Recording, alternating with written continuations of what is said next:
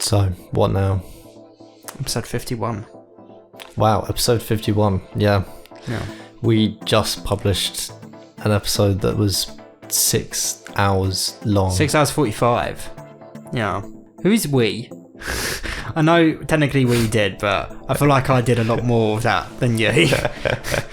It was 9 hours. That was all me. Think about it though. It was 9 hours and I got it down. I got it down to 6 hours and 45. And not only did I do that, I did that in 2 days. Wow. I might as well actually. Oh yeah. Welcome to the podcast. Welcome to episode 51 of the Nethergreen podcast. I'm your host Bradley. Yeah, I'm the other host Hector. All right. Let me talk about that episode for a sec. We recorded 6 hours on Friday and then an additional 3 hours on Saturday. No, is that true? Yes. It was 9 hours, and it was honestly, this was like one of the hard. This was the hardest thing. Not just like podcast. This was the hardest thing I've ever edited, including all of my college projects and stuff. Damn, yeah. Because not only is it the case where, because we were constantly stopping in order to, take cigarette breaks, skim through the episodes. We weren't just stopping; we were also making noises and shit. Like I was going a lot. Yeah. And I don't know if you've noticed, you do a thing when you talk. What? Where you it's not a tut. No, it is. So I do a thing I've figured out that I had to edit out all of them, where I take like an inhale before I talk sometimes. So I'll be like, well. And I've noticed that through that episode, do a thing where you will tut before you speak. I'll be like, what do you think? You'll be like, I think. Oh right, yeah. So I had to go through and edit those out too. Yeah, I'll try and do less of them. Maybe it's a subconscious thing. Exactly, and I've also got that in my head where I'm going to try and avoid, or at least I'm going to kind of look away from the mic size. This is why I think doing a podcast is actually good. Of course, if you want to get anywhere in life, like whether it be in an interview, trying to promote a movie, trying to do anything. Most of the time, if you get a job, that involves a lot of promoting yourself. You're essentially a salesperson for yourself, right? You go into the interview and what are you doing? You're trying to convince them to hire you. You're trying to tell them why you're the best. And the only way you can do that is by sounding convincing. Exactly. And the only way to sound convincing is to know how to talk really well and to sound and come across convincing. And that's what Dan will never understand. But, that's what doing this does. And I realized that when you're talking, when you're talking your thoughts, you're not really thinking about what it is that's coming out of your mouth. You're more focusing on your thoughts than your voice. Naturally, everyone does that because that's what you do when you're speaking. But when you actually listen back to yourself talking, I think that's also why a lot of people say, "Oh, I hate hearing videos of myself or hearing audio clips of myself." I think that's why most people say that, because they realize that the way that they sound isn't as nice as they imagine themselves sounding, and the only way to do that is to actually listen to yourself and improve. Yeah, see, that's the thing. I've very much gotten past that point, because there's no way I can edit 51 episodes of a podcast, 50 episodes of a podcast without getting past at this point. You love your own voice. I don't love my own voice, but I mean, I've said it before as a joke, but I agree with a lot of what I say. Yeah. And I don't think I've got a great voice or anything, but it's my voice and I own it. I think I use it well. But this was a 9-hour episode. And so we finished recording on Saturday, and I was going to start editing on Saturday. But then I had to go to a birthday party. And during that birthday party, I ended up getting the worst migraine. And so I got home, and normally I'd get home and I'd be like, okay, it's time to edit. I've only got 2.5 days to edit this. It needs to be out on Tuesday. Let's get started. But instead, I got home, and then I immediately took a 2-3 hour nap. And I woke up and it was 9 o'clock, and I was like, oh my god, I'm not going to get started. So Sunday comes around, edit the first 9 hours into so of the first 9 hours, I managed to edit the first 5 hours and get that compressed to 3.5. And then Monday comes and it's oh my fucking god. Of the 48 hours offered to me throughout Sunday and Monday, I probably spent a good 14 hours editing that podcast. which may not sound like a lot. That is quite a lot of time. Yeah, I spent like legit 7 hours Sunday, 7 hours Friday editing. Especially considering quite a lot of that content was actually rather repetitive. Exactly, because it's not enough to just edit. I have to listen to it to edit it. You know, I give myself one caveat, which is that I'm not listening at the normal speed. I'm listening at 1 point. I think I go for 1.7 now, so it's all chipmunky, which is a bit fun. Yeah. Actually, that's how I enjoy listening to the podcast more than anything, because it just at that point I can kind of dissociate and be like, these two chipmunks having a conversation. Yeah. But yeah, I had to listen to a 9-hour conversation about every episode of South Park that, again, we had just had the day before. I don't want to do that again. I'll be honest, that episode sucked to edit to the point where, like, if we did that more often, it'd be insane, first of all. Yeah. But if like every episode was like that, there's no way in hell I could edit it. I would have to. I wouldn't be able to do it. Yeah, I'd go mad. Like I'd get full on burnout if I did it. Well, I mean, I to be honest felt burnt out after just recording the episode. So you're a champ for editing it as well. Yeah. And I'm glad And then on Monday, on Monday I woke up at 7 o'clock because I was like, well, one, I need to fix my sleep schedule for work tomorrow, but two, that will give me more time to edit the podcast. I started editing at 7, and then at around 11, we just had our gas and electric meters changed. And I hear a knock on the door. It's the woman. My mum's there. And then while I'm editing, I've got my headphones on, and then suddenly, computer turns off. I'm like, what the fuck? I get up, I go out, and in order to change the electric meter, she's had to turn the electric off. And my mum hasn't warned me. So I go in, and I'm literally like, Mum, what have you done? I'm like, Mum, what the fuck have you done? Wait, did you have to redo it? Luckily, no. Holy but shit. At that moment, I thought it was like 11, so it would have been like 4 hours of editing gone. And in that 4 hours, I'd finished the original 6 hours video, of audio. Yeah. And I walked in and I was like, Mum, I don't want you to feel bad, but you might have just made me waste the last 4 hours of my fucking life. And at that point, I was actually convinced, even though it was still early, it was like 11 o'clock, I was convinced. I was like, if I've lost that 4 hours, I'm not getting it done today. Yeah. It's not happening. Yeah. But luckily, when the computer came back on, I immediately opened up Audacity, and it did a recovery file for it. It was exactly right, so I didn't end up losing any of it. Okay, thank God. Fucking God. Jesus. Because that would have sucked. There's an episode of my other podcast, A Week in Writing, that a similar thing happened. We had a power cut, and not only did I lose, like, I lost basically the entire episode. Like, I edited it all in one sitting, and then as I was in the last 15 minutes of it, the power went off and I wasn't able to get any of it back.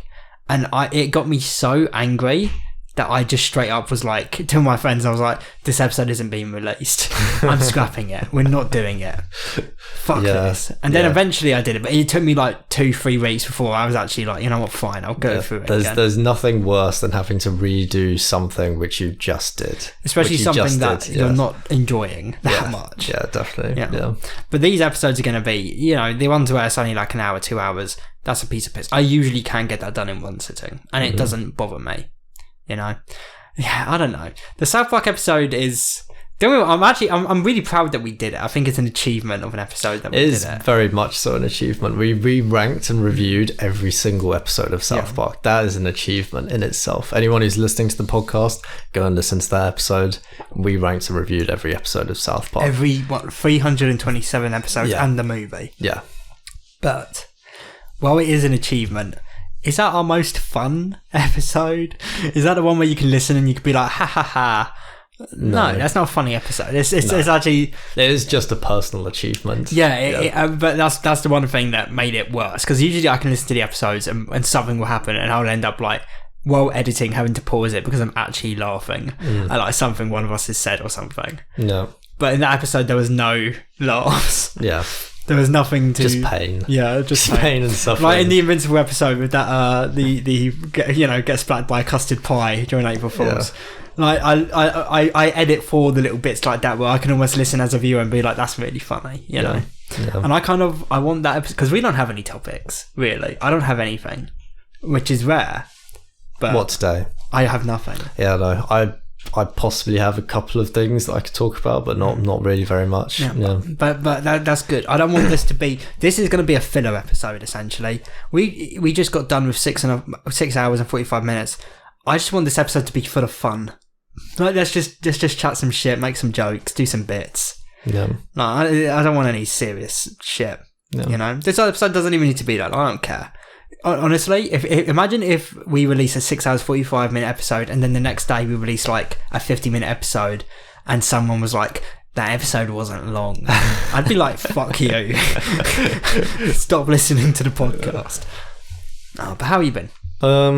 Yeah, I've been good. Thanks to the passage of time, it has been like a full week since I've seen you. Yeah, it's been a full week. Yeah. I couldn't go straight into Wednesday doing another podcast. No, me neither. Yeah. I really couldn't, man. No, not after that. The recording's fine. I love recording it. Yeah. But with the editing side, I couldn't have done it. No. Yeah. I would have opened that Audacity file and immediately wanted to fucking shoot myself in the head with a gun. You know, I couldn't have done it. Yeah. But this week, this week has been fairly good. Actually, I've been doing a bit more at work and also talking to my line manager, who is kind of more of my mates really than anything, which is nice. Chris. His name isn't Chris. Imagine if it was though. That would be cool. I mean, it's kind of close. You got 2-3 letters. Now you're getting close to doxing him. Let's not continue this. Okay, yeah, sure. Yeah. But actually, I'll cut it. What is his name? What? What's his name? Is that a name? Yeah. Is it? It's not English. No, it's not English. Okay. No. Because you said a word I'd never heard before, and then you looked at me like I was crazy to question it. No, but yeah, his name. That's his name. Okay. Please do cut that though. I will. I'll bleep it. Yeah. You know.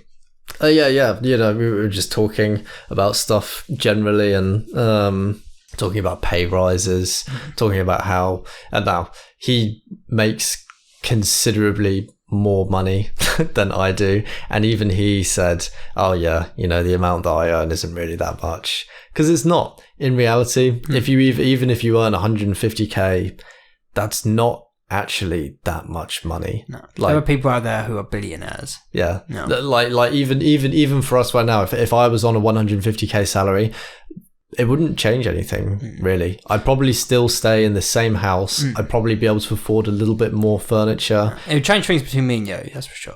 Right, yeah. I wouldn't be able to do. Are you kidding? I wouldn't be able to live with, like, no, mate. I'd be intimidated by you at that point. 150k is actually not that much money. Yeah, but if you were on 150k a year, you could essentially you could buy me. You know. I mean, a lot of that would get taxed. 50% of that would get taxed. How fucked is that? It's fucked, but you could still mate. I'm not even joking. Actually, that is completely incorrect. Not 50% of it would get taxed, but 50% over the nearest tax bracket would get taxed. I don't know what that is though. Before, I'd be like, I can't be friends. But like, you know, with that much money, you wouldn't just be able to buy a house. You'd be able to get a mortgage for a medium-sized house, not even a big house, which is insane. Yeah, like which is ridiculous. Well, imagine if you won 150k a day. Then you could that would change things. That would change quite a lot. Yeah. But we were talking about it because at my company, basically, the main project that we're working on is funded by one of the royal families in Saudi Arabia. What? Yeah. Oh, okay. Yeah. And the amount of money that the company is getting paid is 4 rounds of 20 million. And there's only 12 developers. So 12 of us have basically built a product which has made the company, or will make the company, 80 million pounds. So we're kind of anticipating that all of us will get a big pay rise in June. And if we don't, that's kind of fucked, right? Yeah, because how big of a pay rise if 12 of you have done 80 million? Hopefully big. I don't know. Hopefully big. Are you telling me is there a chance you could be a millionaire by June? Is that what you're saying? No, no way would it be that much. No. Realistically, it would probably be maybe between a 30 to 50% pay rise. Okay. Like maybe I'd get 75k. That's what I'm hoping for. Okay. But yeah, in reality, we're not going to get paid tons because obviously... You got to understand how you made it sound like if there's 80 million and there's only 12 of you, you almost made it sound like it'd be like a 30 to 40% pay rise is big. That's like unheard of. I mean, it's big for the company, but it's not as big as it could be for you. Oh yeah. Well, yeah, no, for the company it's a bargain, but most people will go through their career and basically get nothing but a 5% pay rise. Yeah. So to get like a 40%, which is what I'm hoping for, is oh boy, honey, I've got a 0.2% pay rise. We're going on a holiday this year. Actually, no, I'd be asking for a 50% pay rise essentially to get to 75. But I mean, hopefully I do, and my line manager thinks that that's reasonable. Yeah. And there's a lot of gossip in the company, which is fun. You know, it's fun. There's one girl that works, and she's the HR? IT? I guess you're all IT, I guess, actually. What is she? Receptionist? Office duty? Holy fuck. Responder? First aid? None of those. She's the... What is she? Does she even exist? She's the principal architect. Yeah, so the principal architect is basically the most important developer. That was about to be my next guess. Yeah. She's the principal architect, and she gets paid 140k. Which is a lot. That is good. Yeah, but not as much as it could be. And that was the gossip, because apparently when they were first setting up Sage, which is like the payroll system, my line manager was able to see everyone's pay slips. So he of course he looked at everyone's pay slips and saw how much everyone got paid. Yeah, which is funny. Yeah, but yeah, 140k, that'd be amazing. But yeah, as we discussed, ironically, still not life changing. Yeah. Like even if you worked for 10 years, you wouldn't be able to buy a house that cost £1 million. Yeah. Because, obviously tax and bills and shit, you wouldn't, like, how fucked is that? Even on a 150k salary, you can't buy a house that costs £1 million. I mean, what salary would be life-changing for you? And don't just say like an absurd amount. Like, what's the minimum amount that you think would be life-changing? I think a life-changing salary would be something in the region of between 250 to 500k. If you got a salary of between 250 to 500k, hopefully overseas. So like my dad worked overseas in Saudi Arabia. Yeah. And when you work there, you don't get charged tax. There's no income tax on any of the salaries there. Yeah. So if you got a 250k salary here in the UK, about a third of it is getting taxed, which is fucked. But in Saudi Arabia, none of it gets taxed. You get the whole lot. You get almost 25 grand a month. That's pretty fucking good. Which would be amazing. Now that is life-changing money. Yeah. I think upwards of 250k is life-changing. With that, you could actually buy a house in 2 to 3 years salary. Yeah, but with even on 100k, like you work for 5 years and maybe you can buy a house that costs 300k. Hooray. No, that's why we got to get into the movie biz. Yeah. And that was what we talked about as well. You've just got to, the only way to actually live a high life, to get rich. To get rich is to have a company. Yeah. That's basically it. That is essentially the only way, really. Yeah. Because all of the people that earn upwards of 250k, that's like 0.01% of people. Yeah. It's such a small margin of people. And then at that point, why aim for getting a 250k salary? It's probably easier to just aim for building a business or, publishing a movie or becoming a famous actor. Exactly. Yeah. Which I think is my philosophy generally, because a lot of people spend their whole lives chasing a salary which isn't going to do anything for them. Whereas I think my philosophy is I'll spend the next couple of years chasing a dream job, which is basically a job where they pay you enough money to live comfortably, but most importantly, it's enjoyable to work there. Yeah. It's enjoyable to work there and it's not a stressful job. Right, if you're working a stressful job, you don't have any time to do your own things. You wouldn't have time to write scripts. You wouldn't have time to, be creative or do all of the things that would be progressing where you really want to get to. Yeah. But if you have a job that's chilled out, then when you come home, you don't feel like shit and you can be creative and do your own stuff, which I think hopefully is the job that I'm currently in, unless things change and it gets super busy. I guess it depends what they do with all this money that they've gotten. If they ramp up the business and like make everything super intense. What if they just like fill a swimming pool full of like gold coins? Oh, jump into it like Scrooge McDuck, you know. Yeah, I mean, yeah. The CEO's house is pretty insane. I wouldn't be surprised if I walked into some weird corridors or a room that was full of gold coins. Yeah, a room made of solid gold. Yeah. I mean, his the CEO's like 50. His girlfriend's like 20. Yeah, you talked about this before on the pod, actually. Yeah, I think that's greasy. I mean, that's what money does, isn't it? That is what money does. That's how money talks. Yeah. Which is similar to one of Xue Mong's friends. Xue Mong, she's been on the podcast one time. Yeah, she was on once. She was, yeah. And you mention her all the time anyway. Yeah. Too often. On this podcast, have I mentioned... Yes, you have her friend who... Yeah. Yeah. So apparently they've broken up. Listen. So apparently they've broken up because she thinks she's too old for him. Yeah, she thinks she's too old for him. But so listen to this, right? So apparently, is on a good salary. You know, he's in his 40s, so he's got a good job. He's worked hard. And apparently, when they first started dating, they went to loads of nice restaurants. They went on holiday. They did loads of exciting, incredible things. But apparently, all of that was funded by his savings. Oh. So apparently he essentially just emptied all of his savings to impress her in the hopes that she'd marry him.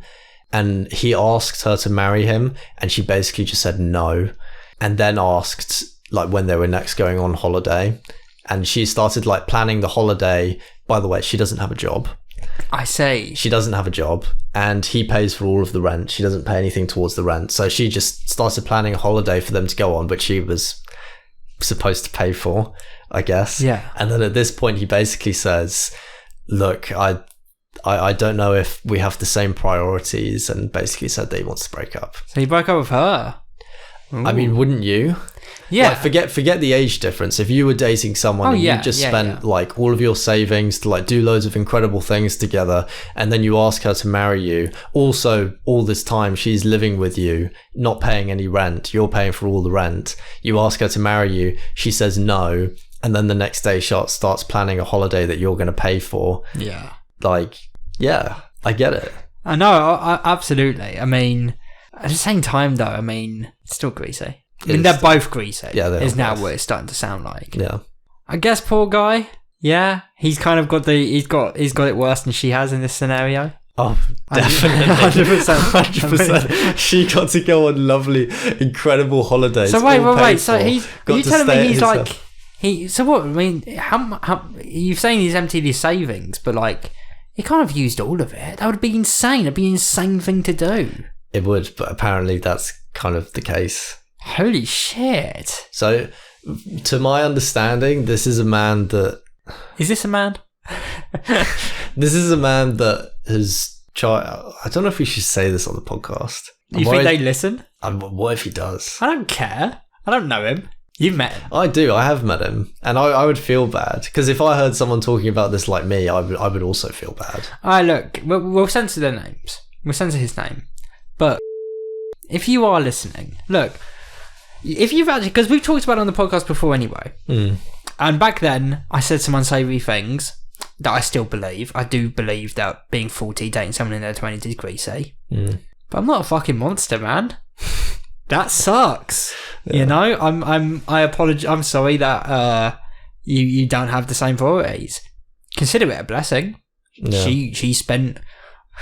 She didn't. You spent all your money trying to impress her. And that wasn't a smart decision. No. And I hope you've learned from that and I hope you can rebuild. See, apparently this came just after a divorce. So my theory is that like midlife crisis. He's been broken after this divorce and he's trying to prove to himself that he's... Actually, I don't know if I've ever asked. Is he an attractive guy? I don't think he's an ugly guy. He's like an average looking sort of guy. Has he got hair? Yeah, he has still got hair. Long luscious hair? Yeah, I mean, he has got good hair. Yeah, oh shit. He does have good hair. He has a great job. He doesn't have a beard, no. No beard. Weak chin? Strong chin? I'd say facial features are very similar to yours. Oh, this guy's... Oh, I'm so sorry. Yeah, no, he's like, you know, Like, yeah, he's an average looking guy. He's not like incredibly ugly looking or incredibly good looking. He's just an average looking guy. Yeah, thank you for what that says about me. I appreciate that. I don't know. I mean, I don't feel like. I mean, first of all, he's not going to listen to this. No. I'd be really shocked if a guy you met once listens to that's true. every episode of the podcast. It's not as if this episode's called Downfall. You know? Yeah. You'd have to find it first. If one of your friends had a very unsettling divorce and then this happened to him, what would your reactions be? Would your reaction be to talk about it in the podcast? Would your reaction be to address that he's dating a young woman, or would you address the fact that like he's, you know, probably in a really shitty place? Do you mean on the podcast? Or no, just to him. What would be the first thing that you'd say to him if you heard that this had happened to, like, let's say to Dan, for example? So if I found out, if we were all in our 40s and I found out Dan had just gotten divorced and then he met this younger woman who's like 24, and I find all this out at once, and you know, and he spends all of his savings to try and like impress her and get her to love him, and then she says no. All right, so in this scenario, we're all in our 40s. I haven't talked to Dan in about 6 years, and then I actually bump into him and I'm like, holy shit, Dan, dude, how you been? And he's like, not good. I got divorced. I met a girl in her 20s and I spent all of my money trying to impress her, and then she didn't accept my marriage proposal and I broke up with her. What would my response be to that? Pretty much all of... I wouldn't leave anything out. I'd be like, oh man, that sucks that you got divorced. It's weird that you went for someone in their 20s. I think that's a weird thing. I hope you've learned from the mistake. That's basically it. Because I mean, let's be real. Any girl in her 20s who wants to date you in your 40s while you have a good job is only there for your money. Right? Like, not being funny, and I will still censor his name. If anything, I think it makes it funnier now. But I doubt even before Hector described what you look like, I doubt you're Brad Pitt, mate. Like, the money was probably a defining factor, you know. Definitely. That's why most people aren't dating homeless people. Have you ever noticed that? Yeah. We're all shallow. We're all terrible, shallow people. Yeah. Like, if I became homeless, would you still be my friend? I'd still be your friend, but that's only because we've shared times together while you're not homeless. So I don't see you as a homeless person. Yeah, but how far would that friendship? And now I want to get into this. How far does that friendship spread? Like, say my entire family die in a horrific accident. Fuck. Like, all of them, even my like extended relatives. And at the same time, my place of work burns down. My bank account is hacked and stolen by Russians. I don't fucking know. I'm completely homeless. Haven't got a single fucking leg to stand on. Would you allow me to stay at your house, or would you like just come visit me on my on my local street corner, bring me tins of food and blankets? Well, yeah, I would, because I know what it's like to actually go through like an actual hard time. So I'd empathise. That's nice of you. Would you make me like work for it though? Would I have to be like a butler? No, I wouldn't make you be a butler. I mean, understandably, would the only defining thing of staying here be like you're staying here in order to get your shit together? Yeah. Essentially, yeah. I don't want to enable homelessness. I don't want to enable like how do I put it? Yeah. No, I get what you mean. Like, you don't want to enable me living easy and thinking like I could rely on the world. No, I understand that. Yeah. Which is what I'd hope my friends would do for me too. 100%. Yeah, like, you know, I wouldn't, for example, if I lost my job, became homeless, whatever, was in loads of debt and wasn't able to get a new house. Don't forget your family died. Your family have to die. Yeah, my family are dead. I feel like most homeless people have dead families. They're all like orphans. They have to. Or their family... Or they're genuinely pieces of shit. Yeah. Either the family or the homeless people are. Yeah. But like, like if I was to ask to stay at your house or at Luke's house, then... You know, I don't think I'd be able to stay knowing that I wasn't really trying to get a job and sort myself out. Yeah. So, yeah. But like, I know that I can rely on my friends for that, which also is probably why none of us would ever be homeless. Yeah. Because we're not pieces of shit. I feel like that's also a big part of why all of the people that are homeless probably there's a high likelihood that all of them are pieces of shit. I mean, because if they weren't, they would have friends, or they would have family who care about them. And what are the chances that all of their friends and family are also homeless or dead? Or dead? Like, small chance, unless they're a really old guy. But at the same time, surely if you're an elderly guy and you're homeless, surely there have to be places you can walk into, like nursing homes and shit, that would just take you. Are some nursing homes government funded? Or are they all private? I think all the nursing homes in the UK are private. Oh. To my knowledge, they are. Here's a question for you. Say, you know, I mean, I think I've asked you before, like, how long would you be homeless before you kill yourself? But say you're in the age of 65 and you become homeless. How about that? How long are you going before you kill yourself? Like 65, everything hurts all the time, forever. You know, I don't know if I would, because at the same time, survival would become like the new challenge. Yeah, but that's a young man's challenge. When you're 65, it's almost over anyway. I'd be like, all right, look, I had a good one. At the very end, it got fucked. Oh well. Yeah, it's the end of the road. At the age of 65, see, that's kind of a difficult question to answer because it really does depend on a lot of things. If I'm at the age of 65 and I have no connections, like... I think the only way for this scenario to work is that whatever the event is that made you homeless has also severed all of those connections. Right. So there's no hope for me to get any jobs or anything. Like maybe you lost all your money at a casino and then immediately walked out. You were drunk. You lose all your money in the casino, all of it, and then you walk out and you immediately kill a guy with your car. And that becomes like a public thing. Like, people know like you did it. Yeah. But then again, with your maybe no, you fuck it out. It would have to be terrible. You basically have to do something which would make you such a terrible person that no one in your family would. You get drunk, you lose all your money in the casino, you get out, and then on the way you kill a small family because you're drink driving. Yeah, that's brutal. That's pretty. No, not even drunk driving. You just kill them. You just kill a small family. Kill them. Yeah, and you leave a note on their. You piss on their graves and you leave a note that's like, haha. Yeah. At that point, I think even I would be like, oh, Hector, I don't know if you can stay here, bud. But yes, that's you know. But yeah, either way, you've got no one. You've got nothing. You're 65. You're already on your way out the door. I would. All right, here's the question.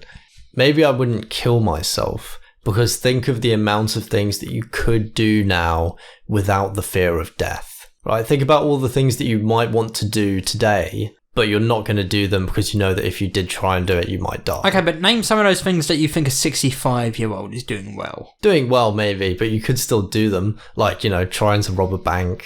Oh, I see. You know, like tons of stuff. Like, you mean crime? Like you mean specifically crimes? Like crimes that you're going to get killed while doing. Yeah. Right? Okay. Like like insane things that, you know, you're going to die while doing this, but you're going to die anyway. I'm 65 and homeless. It's time for me to rule the world. I'm going to take over the government. Yeah, I mean, fuck it. At that point, yeah, right? Yeah, but is that not just suicide by risk? Like, yeah, but that's more fun, right? You're taking life. Yeah, but into your own hands. I never said like, oh, you got to specifically throw yourself onto a train track. Like, no, if you're doing an act that you know, okay, I'm probably gonna die. Like, I'm very likely gonna die here. I'd say that's still suicide. Yeah, you're still killing yourself. Yeah. So how long? Are you saying it's immediate? Straight away. Yeah. I don't want to live like a homeless man, like a pathetic homeless man. You spend an hour on a park bench, then you're like, I'm gonna go and rob that bank. Yeah. No, the first thing that I need to rob is a gun store. And then I definitely die because I get shot immediately by the gun store owner. Yeah. Or you convince the gun store owner, like, I don't know, maybe you walk in and you're like, they're coming. It's happening. That thing that we always thought was going to happen is happening. We need to answer quick. Hand me that gun. We need to barricade. And then as he hands you the gun, just immediately just shoot him in the head. Yeah. See, I think if I became homeless at the age of 65, I mean, don't get me wrong, I'm definitely going to kill myself. But I wouldn't. When you say like do all the things that you'd be scared to do, no, man, it's not like that. I would specifically just go and like say things I've always wanted to say to people. Like, I'd go up and be like, "Hey, are you? This isn't a real, but hey, are you Greg? Yeah, do you remember me? I'm Bradley. Hey, fuck you. 25 years ago, you cut in line in front of me at Tesco's. And I knew who you were because my wife, before she tragically died in that accident I caused after I lost all my money gambling, because my wife was friends with your ex-wife. Fuck you, Greg. And I do that 100 times for 100 different people. And then, and only then, I'll kill myself. All right, here's a question. Yeah. How about today? If I became homeless today. But the question here is, if you became homeless today, let's say, for example, your family has died, all of your friends has died. Let's say you went to a wedding, me, all of your friends, all of your family were at that wedding. It was my wedding. And that's the only way for that to make sense. And there was like a giant explosion and everyone died apart from you, right? And now you're homeless. How long do you think it would take you to like basically recover? How quickly do you think you could go from being completely homeless, on the streets in a sleeping bag, to, like having a job and having a house? What I would do if I was in that scenario... Okay, first of all, and this is going to sound like a silly question, but I actually think it's important. Is this a natural explosion, or if someone killed my entire family and all my friends? Because I think the very first thing I do is I'd investigate the scenario. I'd be like, is this an accident, or have I been targeted? And if I have been targeted, then obviously I'm going for revenge. I'm going on a revenge quest. Okay, no. It is natural. It's a gas leak. Yeah, it was like some weird freak accident. Okay. In that case... Honestly, I would go somewhere. Like, I'd leave if I could, maybe I'd go up to like Scotland or something, but I'd go and get a fresh start, and I'd become like a drifter almost, and I'd get little odd jobs in like bars and shit. And I'd stay there for a little while, and then I'd be like, as soon as I've got enough money, I'd be like, oh, I'm off again, because that's the best way of saving. If you think about it, being homeless is actually the best way of saving money if you have a job. Yeah. Like, you get the little job, you get the money, you don't even have a bank account, you just have it all in a big bag. You have a round bag on a stick. On a stick. And then you leave and you go from town to town. I think that's what I'd become like a drifting cowboy. Yeah. See, I think what I would try and do is I'd try and pull a what's that movie? It's a real life story about a black guy who's going to become like a stockbroker. The Pursuit of Happiness with Will Smith? Yeah, I think it is Will Smith. Is it The Pursuit of Happiness? It might be that. I can't remember the title. I think it's of the The Pursuit of Happiness. I think that's exactly the movie you're talking about. He has a kid. Yeah. Yeah. Okay, yeah, it's that then. Yeah. How amazing is it that I knew it from that though? Yeah. I would basically try and do that. So I'd go into London, and I'd try and get like a really high paid job. Yeah. Just from being a good guy. Just from like being a good guy, and they can see that I'm having a hard time. They can see that I'm homeless, but they can see that I've got talent, and hopefully that is enough to make me stand out from the others. And they'll be like, you know what? Because then at that point, I've got a slight advantage over everyone else in that I'm gonna give the recruiter so much satisfaction by hiring me. When he hires me, he's gonna think to himself, wow, I'm the best guy in the whole world. Yeah. He's going to think, wow, I'm going to heaven now because of this. That's the advantage I have over everyone else now, by being homeless. See, that is a good idea, but alternatively, say we both become homeless and both of our families are killed. I think the best thing we could do is become like a crack team of criminals that that's go a good from town to suggestion. town. I was going to say we become like a fisherman or something like that. Like we join like a ship in Sweden where it's like, freezing cold, ice everywhere. We're in like boiler suits with big beards, and we would just become like fishermen or lumberjacks or something like that. We'd stick together. Homeless people have to stick together. We'd be two brothers. Yeah. Two brothers on the... Or we could join the circus and become like a double act. Yeah. Yeah. What do we do? And then it really would become just like that South Park episode with the two homeless girls when their grandma died. Yeah, the quintuplets. Yeah, that's it. The 4 homeless girls. Yeah, there was 4 of them, wasn't there? Wow, yeah.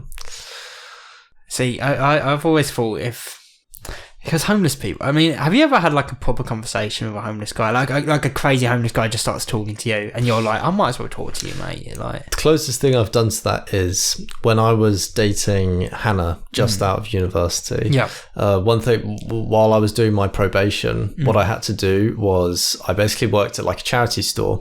Yeah. And I worked like in the back of the charity store with the other criminals. the other scum. Yeah. And ne'er-do-wells. Exactly. I'd be folding the clothes. The shopkeepers would come in and whip us every so often. And yeah, we'd be folding the clothes. But while I was there, I was like, wow.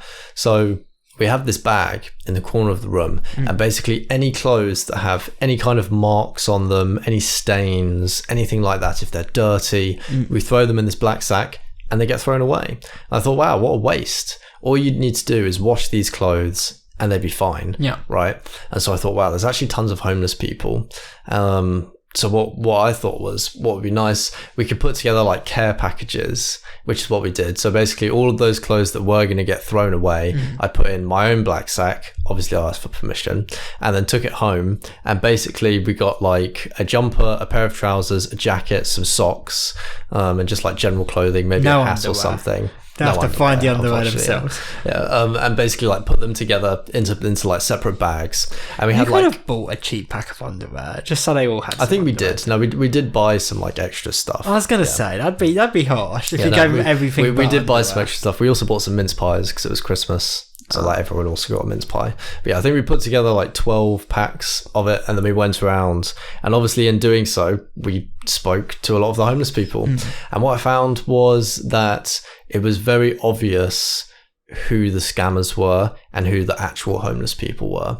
And the actual homeless people, you kind of couldn't have a conversation with because they were so fucked. Yeah. Really is the only way of putting it. Like they're so fucked you actually can't even talk to them. Like you can't understand what they're saying. You're not even sure if they understand what you're saying, and that's probably why they're homeless. Right. See, I had while I was in Bournemouth, me and my flatmate Laura, we were on a bus once, and some guy, this is a true story by the way, some guy comes on who he's wearing like an army jacket, like the one that Charlie has in It's Always Sunny, like a green army jacket, and he's missing an arm, and he sits next to us, and at some point me and Lau were just like talking about movies and shit, and this is in 2018, so I think Venom 1 was just coming out, and I bought up Venom, and this is true, he turns around and he goes, you know, I created Venom, and obviously I know who created Venom, so I was like, I'm sorry.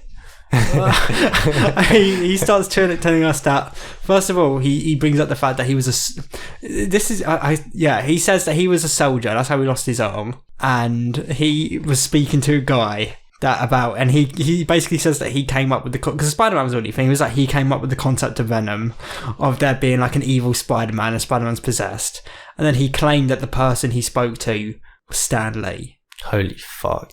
And I was like, "Oh man, this guy's insane." Yeah, and I was like, "Okay, like, I wasn't like you're lying." That's what you should have said. You should be like, "You're lying." But I was like, "Oh man, that's cool." But then he kept going, and he started talking about how it was. He mentioned it was fucked up. He wasn't getting royalties, and then he mentioned how he's got a lot of friends from his battalion who believe him, and I remember when he said that, it made me think like, you're saying you've got a lot of friends. Like, what are you doing here? Like, you're homeless. Like, if you've got a lot of friends from your battalion, go and stay with one of them, you know?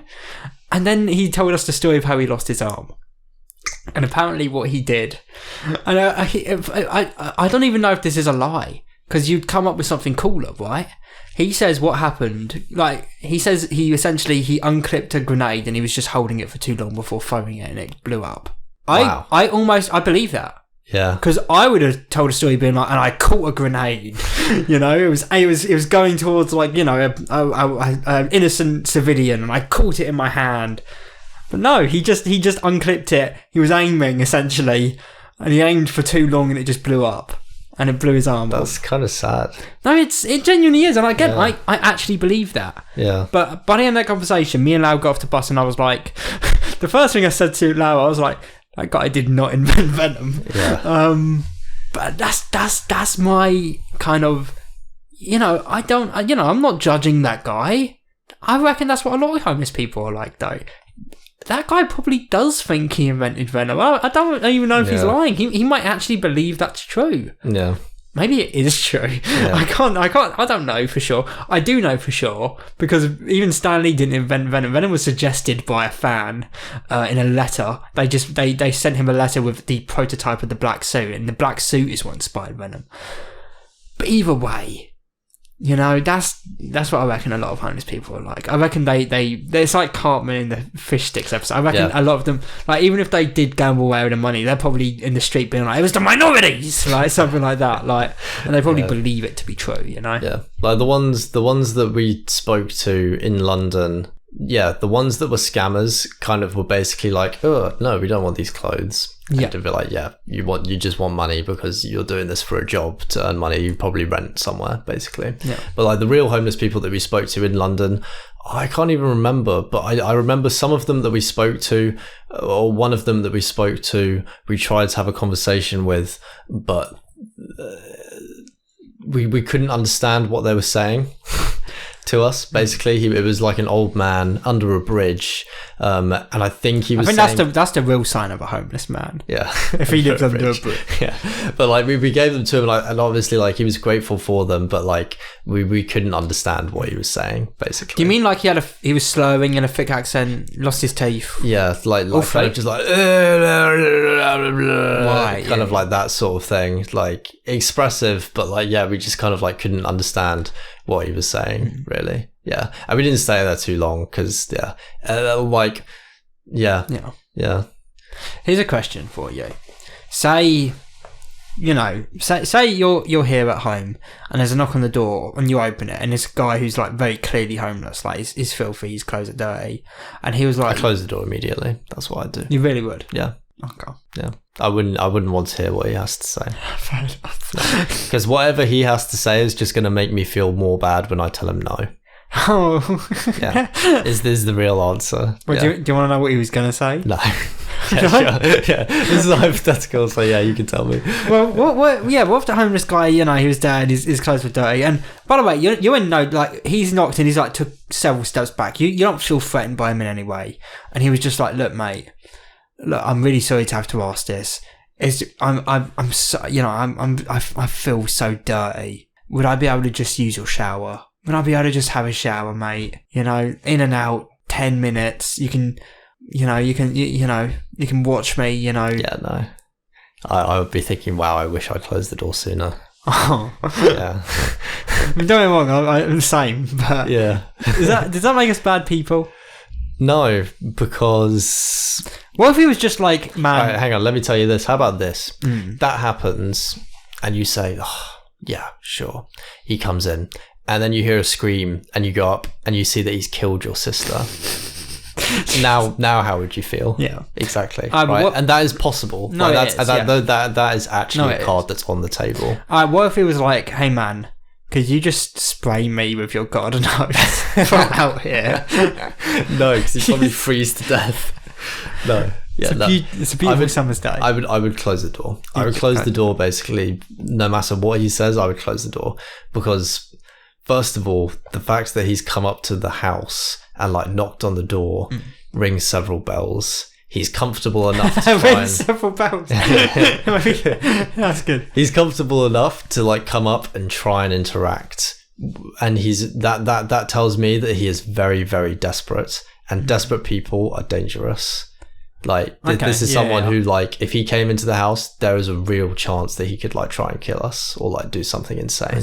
Because he's confident enough to come up and approach us. He's not afraid of like the social embarrassment. He's confident enough to come up. All right, what if in this hypothetical something? He knocks on the door and he's like, "Hey, can I come into use your shower?" And you're like, "No." And you're about to show. He goes, "Wait," and then he hands you a device with a big for a big button. He goes, "That button is attached," and he takes down his collar. He's got a thing like that. He's like, "That is attached to this collar. If you press that button, it will cut my head clean off. It will fucking decapitate me." And then he takes off the collar and he just holds it up and he presses the button and you see spikes come out of the collar. Yeah. And then he puts it back on and he's like, "That's proof. Okay, if you don't like anything I'm doing, you press that button immediately and it will kill me stone dead." Are you still saying no? Holy fuck am I saying no? Yes, immediately. At that point, I'm saying yes just because I want to be like, did you make this colour? How does this colour work? No, I'm saying no immediately because now I'm even more terrified. This guy is actually insane. This guy could be Saw. This guy could be the real life Saw. I'm closing the door and then I'm running upstairs to get my wallet, getting all of my money, coming back down and giving it to him just in case he Saw traps me.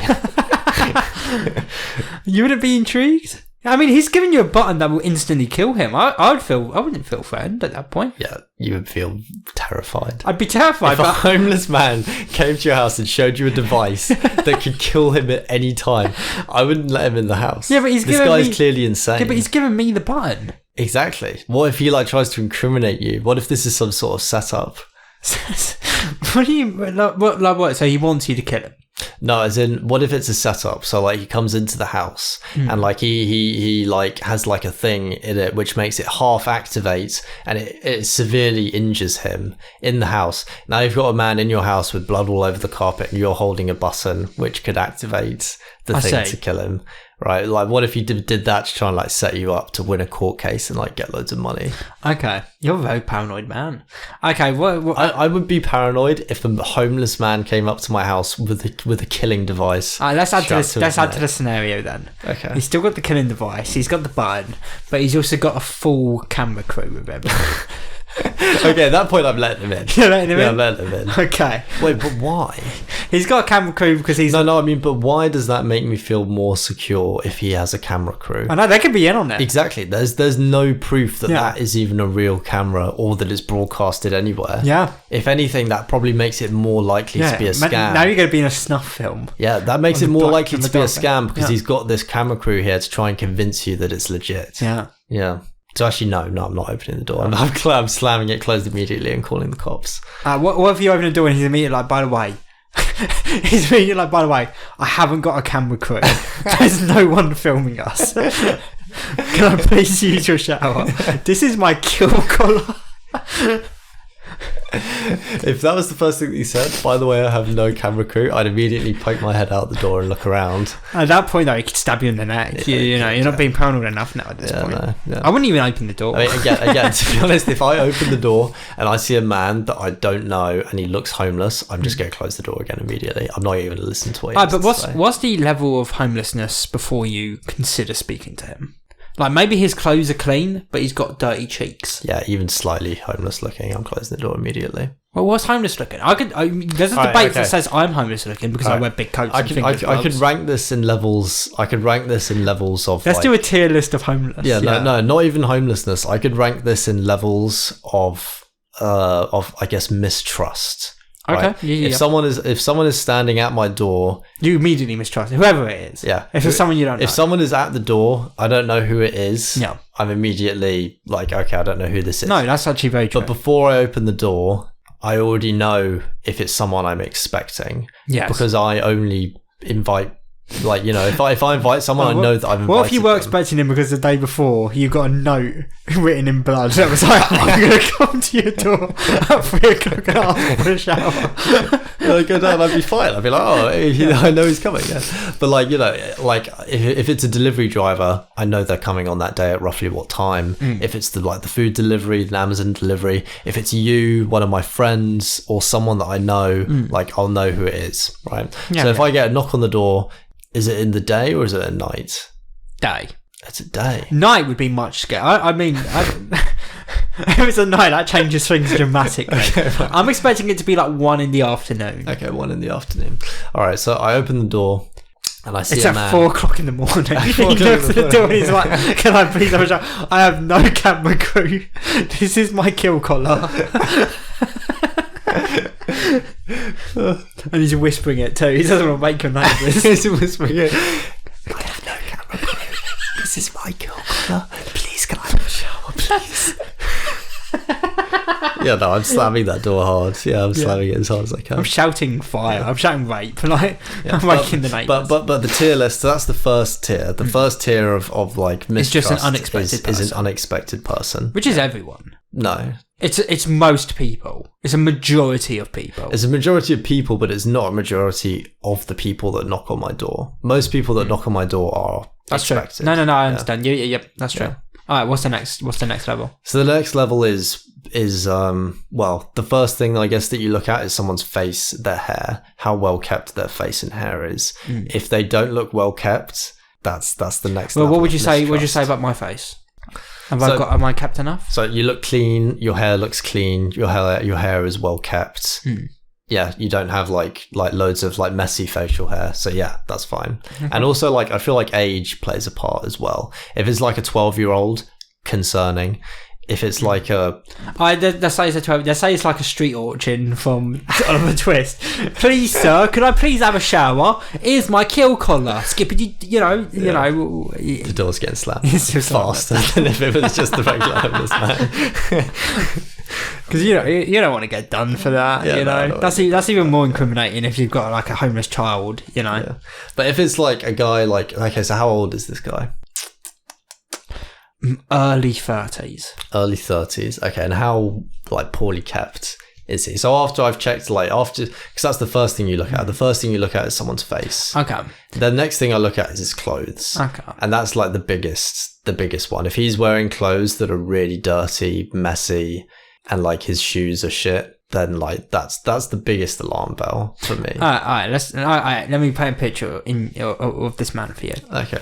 He has stubble, but I like to imagine this guy can't really grow a beard. So while the stubble has been there for a while, it actually doesn't look, it's not massive or anything. It's just very small. His face isn't the cleanest it could be. You can see that maybe it's grease marks. Maybe he's done something. I don't know. But there's some slight grease on his cheeks specifically. His hair is unkept. It's ruffled. Maybe it's actually a little bit long. It's greasy. You could tell it's got a very good touch of grease on it. But at the same time, it's not like, it's not horrific. His clothes. Now, I like to imagine that this guy, he knows his weather. And he knows the weather. He knows his weather. Intimately. And whenever it rains, he is able to wash. Now, in this scenario, it's rained 3 days ago. So he comes to your door, and his clothes actually look relatively clean, but they're very wrinkled. Very wrinkled. Yeah. His shoes, they're okay. They're like a 6 out of 10, but they're actively damp. They're actively damp. Like you look down, and although it's not been raining recently, you see wet foot marks where his feet are. Okay. Yeah. He also has a hole in his trousers on the side, but it's a big one. It's showing like his thigh to his knee. That's it. That's the picture. I feel like that's a good picture of the guy. And he's early 30s. I'd let him speak. You'd permit him to speak in your presence. Yeah, I'd let him speak. Okay. I'd let him speak. What does he have to say? What if it was all of that, but he's also missing an arm? Ooh. Well, does that lower it? Or? Yeah, that lowers it a lot. That lowers it? Yeah. So you trust him even less because he's missing that arm? Even less. Really? Yeah. Interesting. A lot. Because if he's missing an arm, that makes him less of a threat. You could beat him. Not true. It could just be that he's hiding it, which is what a lot of fake homeless people do. Okay, it's not just that. Like you can see the stump. Oh, okay. He's got an additional hole in his t-shirt, and now you can see the stump very clearly. You know he has not got this arm. Yeah, still concerning. Still lower. Yeah, still lower. Let's give him back the arm. Okay. What is he saying? You asked. So when you open the door, the first thing he says isn't in fact, I haven't got a camera crew. He just says, "Please, sir, don't slam the door." Guess what I'm about to do? Can you guess what I'm about to do? If someone's first instinct is to say, "Please, sir, don't slam the door," I am immediately slamming the door. How about, "Please, sir, a moment of your time"? I'm cautious. Are you assuming religion? I would assume religion. I'm assuming either salesperson or religion. Okay. Yeah. Okay, so that's what he says. He says, "Please, sir, a moment of your time." I'm listening. Okay. Does accent play a part in it for you? It does. Yeah. It does a lot. If he has a posh accent, I trust him more. What if he sounded like... What if it was... Please, mate, can I have a moment of your time? That's not what you sound like. It's not. What if it sounded like that, though? Please, sir, can I have a moment of your time? I'd listen to what he has to say. So how badly does his accent have to degrade before you don't? It's hard to say, but like if his speech is poor. What if he's like Essex? Like, please, sir, can I have a moment of your time? Yeah, to be fair, maybe the accent itself wouldn't put me off. It's the way he speaks. If he's like, please, sir, can I have a moment of your time? I'd close the door immediately. What if he's Scottish? So you can't really tell if he's actually, Now I'm intrigued. Okay, now there we go. Because he has a rare accent. Yeah. Now I'm intrigued to know what a Scottish man is doing at my doorstep. Yeah. Yeah. Okay. Should we make him Scottish in this scenario? If you want, this is your scenario, so you can decide. I've got to practice the accent quickly. Like, the way I really practice it is by doing Limmy quotes. That's funny. Smells like pesh. She turned the winds against us. I'm Scottish. Really, that's a Limmy quote. It must be, I'm Scottish. Okay, so you open the door and he goes, please, sir, a moment of your time. It's not good. It's not a good accent. I've never claimed to be good at accents. At least not Scottish accents. Yeah, let's forget the Scottish accent. Okay. I'm going to embarrass myself. Okay, imagine he's Scottish though. He doesn't sound like I sound. But he's like, please, sir, a moment of your time. And he says it in the thickest Glaswegian accent. Okay.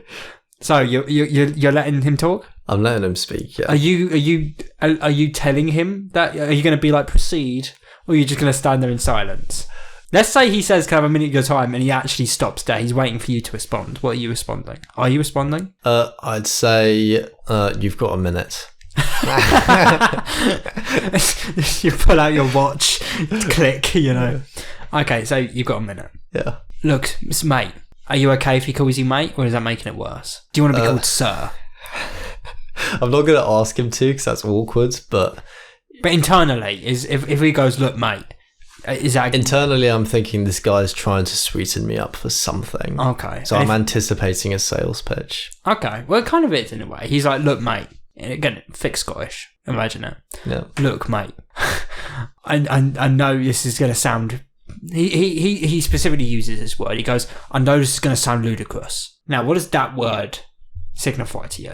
A word as bold as ludicrous. Ludicrous. I'm thinking, wow, this is going to be wild. Okay. Yeah.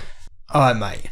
I know this is going to sound ludicrous, but as you can see, I'm homeless now. Okay, now it's dropped down very far. So so when he acknowledges he's homeless, you lose respect for him. Well, when you say it like that, when you say it that way, yeah, I do. Yeah. I mean, kind of, yeah. I mean, like, salesperson, I can handle. Homeless person, there's only two things that he's going to try and do. Guilt trip me into giving him money or giving him something, neither of which I want to do. Alright, let's start from the beginning actually. Please, sir, could I have a moment of your time? You've got a minute. Alright, look, I'm just wondering, as you could see, if I was homeless, I'd say it. I'd be like, as you can see, I am homeless. But let's say he doesn't say it like that. He goes, look, mate, can I have a minute of time? Yeah, you got a minute. Look, this might be a lot to ask, but is there any way I'd be able to just use your shower for 20 minutes? Now, does he have the kill collar in this scenario, or should we leave that? Honestly, if he has the kill collar, I'm calling the police. Okay, that's immediately he hasn't got a kill collar. doing. He hasn't got a kill collar. But he's like, look, mate, is there any chance I could just have a quick shower? I'll be 20 minutes tops. You could be, you could shadow me the entire time. You can fucking search me. I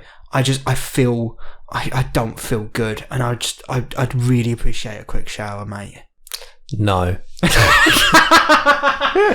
Close the door. Oh man, why? Where did he go wrong? Asking for a shower. That's concerning. Rule number 1, I'm not letting a random man into my house. Okay. While I've got my girlfriend home. She's not home in this scenario then. Okay, I've still closed the door because I don't like him. Okay. Why don't you like him? What did he do? He's homeless. Oh man. Yeah. Okay, well, Are you just? I mean, what are you going to say when you close the door? You're not just going to close it. That'd be No, genuine. I'm not just going to close it. I'm just going to say no, sorry. And then you're going to close it. Yeah. What if you close it? You go, no, sorry, you're closing it. And obviously, this isn't going to help the scenario. I know what you're going to say. What if he puts his foot in the crack of the door to prevent you from closing it fully? Okay, at this point, immediately two things jump to my mind. Am I wearing a belt? Okay. And how far away are the knives? Okay. Yeah. So at this point, you're considering him like an active threat. Yeah. Okay. What if, as soon as he does that, you know, you look up at him with like a piercing gaze of like, oh my god, I'm about to get fucking eaten, and he immediately backs his foot and he's like, I'm really sorry I did that, mate. You don't understand. Like, I'm desperate for it. Even if, and then let's bring this back. And he's like, even if you were to just like fucking spray me with a garden hose or like get a fucking pan of water and just throw it on me, anything. Now what? Are you considering it at that point? You could do it. Like, we could get like boiling hot water. You wasn't not going to know any difference. See, now at this point, I'm thinking, what's the end game? No, now at this point, I'm thinking there are lots of public places where there's like public water that he could use. Yeah. So why has he come to my house on a really nice street that's tucked out of the way? Are you going to ask him that? No, I'm not going to ask him that because I'm already assuming he wants to come in here to steal things. That's what his motive is. His motive is to try and steal things. Okay. So I would just close the door. And you won't say anything else during that point? No, and then I'd call the police. You'd call the police? Yeah, immediately? Yeah, immediately I would, yeah. What would you say to him? I'd call the police and I'd say that there was someone who appeared to be a homeless man who attempted to like force into my home. Did he? Yeah, he did. Putting the foot to the door, that's not attempting to force. That's just preventing you from shutting the door. Which, yeah, that is attempted, yeah. I'm sorry, if you don't call the police after a strange homeless man asks to come in and to take a shower, when you say no, he stops you from closing the door. But he immediately apologised. Yeah, no, you should call the police, definitely. Yeah. Okay, but what if you call the police and then you find, you know, a couple of days later you get a call and it's the police and they're like, he killed himself. The police called me specifically to tell me, just to make me feel bad. And then I'd say, Bradley, is that you? You'd say, oh, fuck. No, but they're like, is this Hector? And you're like, yeah. And they're like, look, we wouldn't normally do this, but we needed to update you on an active investigation. You put a report in about a Mr. Michael Andrews, and you know, we just want to ask you, have you ever met him before that encounter? Oh, no, you didn't recognise him, or you hadn't had any like threatening communication from him? No. Okay, thank you. And then you just so happen to be like, well, I mean, how comes? Like, is there any update? And they're like, well, it's unpleasant.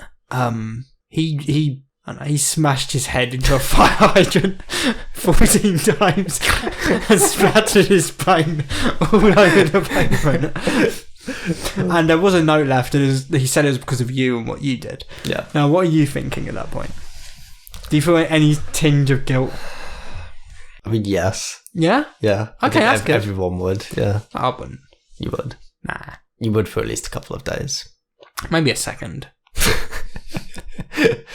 Yeah, I'd feel guilty, and I'd probably think about it for a couple of days, and then I'd probably move on. Okay, you've thought about it for a couple of days. Yeah. 2 weeks later, there's a knock on your door.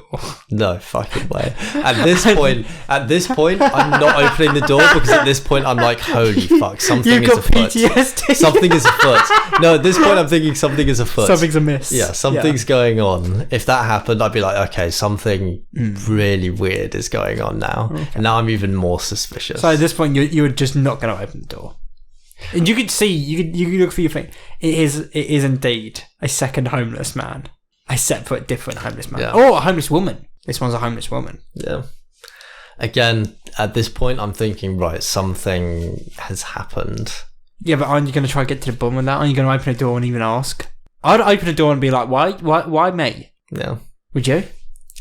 I probably would open the door. I'd probably just be more alert than the previous time. Okay, so you open the door. It's a homeless woman this time. She's in her late 30s, maybe even early 40s. And she doesn't even do the pleasantry. She's just like, hey mate, can I use your shower? Okay, now I'm really bugging. Yeah. Now I'm like actually a bit scared. Okay. Yeah, now I'm actually scared. What are you going to immediately slam the door? Or are you going to ask questions? I'd ask questions. I'd be like, why? Why me? Yeah. What would I ask? I don't know. See, in the moment, I'd probably just be kind of frozen thinking.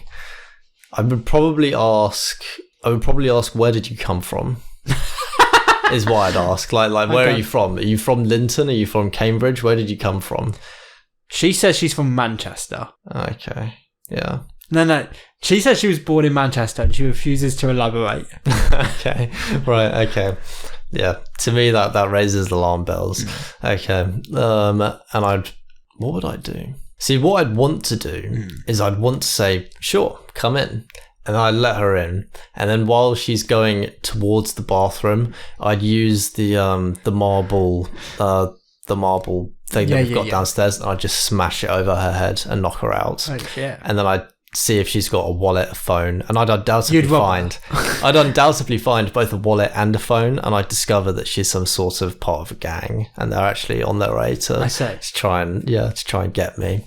And then I take her phone and I take her wallet, and I leave the house, and I find that there's only one number saved on the phone, and I call this number, and the number picks up, and they say, "Is it done?" and I say in a female voice, "Yes." And then they say, go to this address for further instruction. It's my address. And it's your address. Holy fuck. And so I go to your address and you open the door and I say, hi, as you can see, I'm homeless. Could I because in this scenario, you're still my friend Hector. I'm like, Hector, you need to get in here, mate. I've had 3 homeless people come to my house, ask if I can use my shower. 2 of them have killed themselves. Holy shit. Wait, you let them in and they still killed themselves? Yeah. Wow. They killed themselves in the shower. Oh, wow, that's fucked. That's what would have happened if you let that guy was going to kill himself regardless. I see, right. Yeah. We're being framed.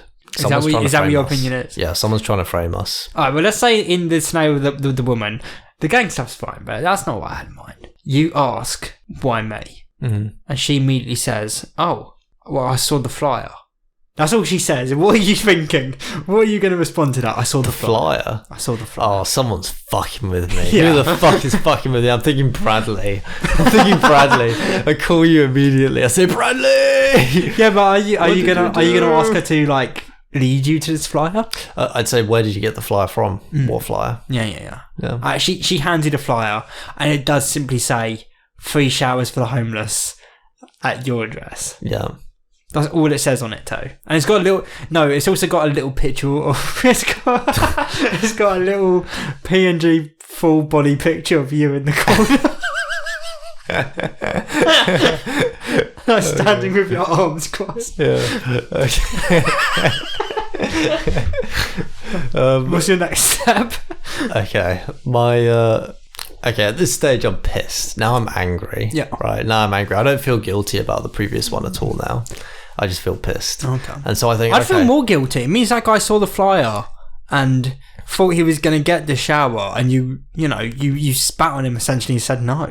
I'd feel more guilty at that point. I'd be like, oh man, that's why he came here. I wouldn't feel guilty because it's not my fault. Well, I mean, it's not your... Yeah, but it's also not his fault at that point. Yeah, no, it's not his fault. It's the fault of whoever printed off this flyer, which is why I feel pissed. So does that become the mission? You're going to find out who printed off this flyer? Yeah, basically, yeah. Okay. What if you never find out? What if it haunts you to the day you die? It'll eat me away until I'm on my deathbed. Until you're homeless. Yeah, until I'm homeless, yeah. You've spent all of your resources tracking this man down. Yeah, and then we find there's actually just Daniel. Yeah. We're an hour 15. Wait, really? Holy shit. Wow. I feel like almost all of that was talking about the homeless thing. It was. That was a fun bit. That was a fun bit. That was a fun bit. Should we end it there? Why not? I feel like that was good. That was a good bit. Yeah. What a weird episode this has been. Yeah.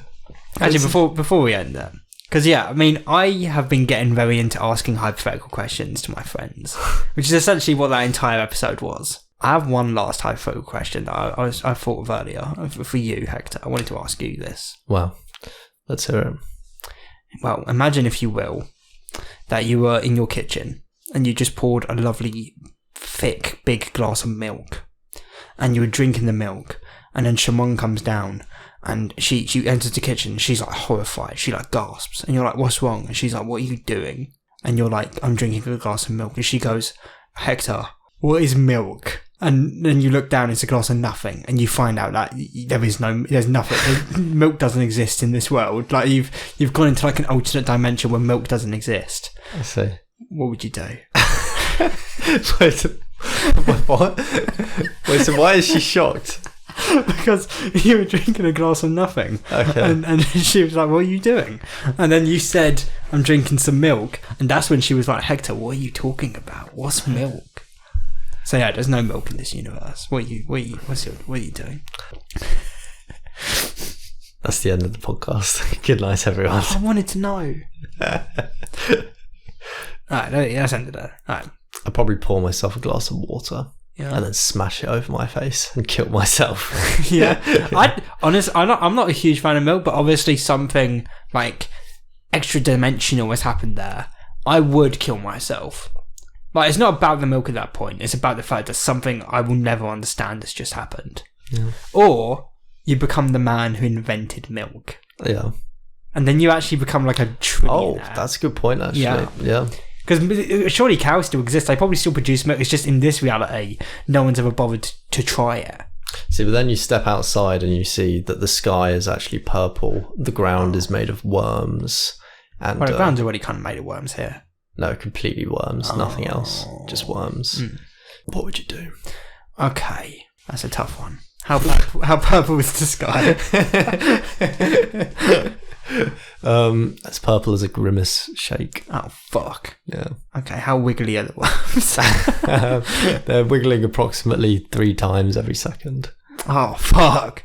Oh, yeah, no, it's done. I'm hanging myself in my shower.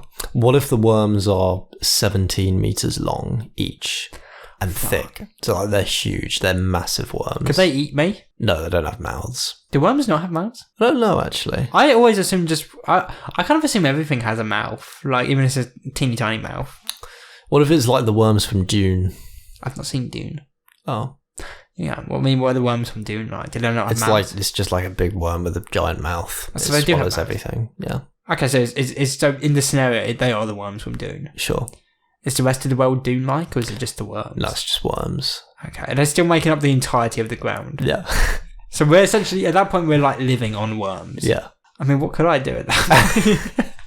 If I leave my house, I'm almost certainly going to be eaten by a giant sandworm. Could I train the worms? Could they become... Are they the main food source of this world? No, the main food source of this world is the spice. Oh, so this is just... Melange. So this is just Dune World? Yes. I see. Yes.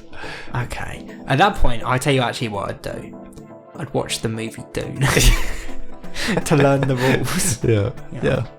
Thank you for listening. Goodbye.